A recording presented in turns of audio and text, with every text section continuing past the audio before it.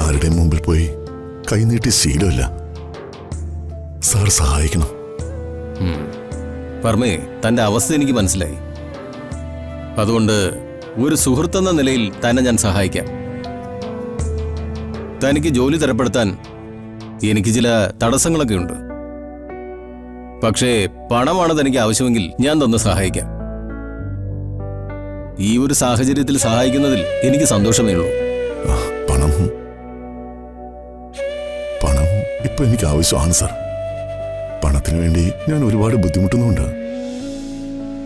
പക്ഷേ ആരുടെ മുമ്പിൽ കൈനീട്ടി ഭിക്ഷ വാങ്ങാൻ എന്റെ മനസ്സ് അനുവദിക്കുന്നില്ല.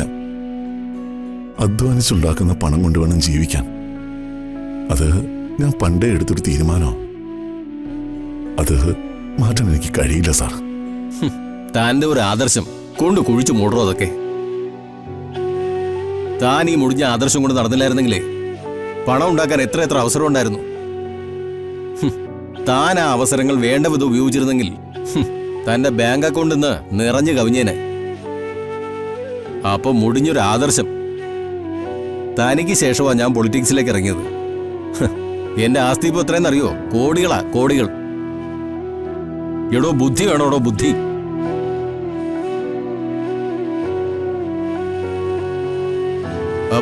ഇടോ വർമ്മേ, നിൽക്കാനല്ലേ പറഞ്ഞേ?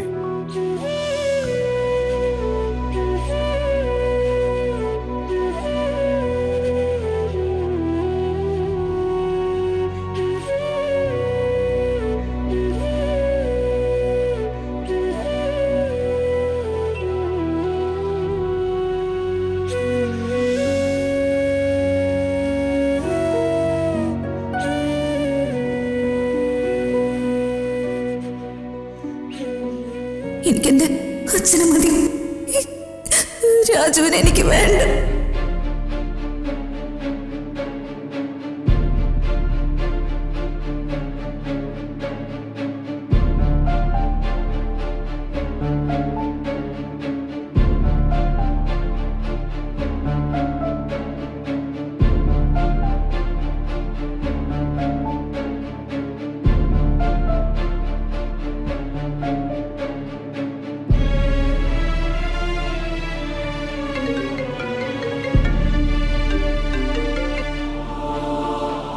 ഹലോ.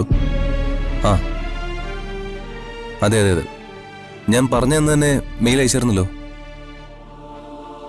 അതെ, അന്ന് തന്നെ ആ ഫയലൊക്കെ അയച്ചിട്ടുണ്ടായിരുന്നു. അതെ. ഓക്കെ, അവിടെ നിന്നോണേ. ആ സാർ. ആ യെസ്. ഒരു മിനിറ്റ്, ഫോണിലാണല്ലോ. Same date. ആ മെയിലിന് തന്നെയാണ് റിപ്ലൈ വന്നത്. Sir wait. അതെ. ഞങ്ങൾക്ക് എത്രയും പെട്ടെന്ന് തന്നെ അത് സെറ്റിൽ ചെയ്യണം സാർ. Okay then. ഓക്കെ സാറേ, ഈ എഗ്രിമെന്റ് സാറൊന്ന് സൈൻ ചെയ്തിരുന്നെങ്കിലേ ആ പ്രൊസീജിയർ അങ്ങ് തീരുമായിരുന്നു. ഓക്കെ. Take you seat. ഓ, ഇരുന്നു.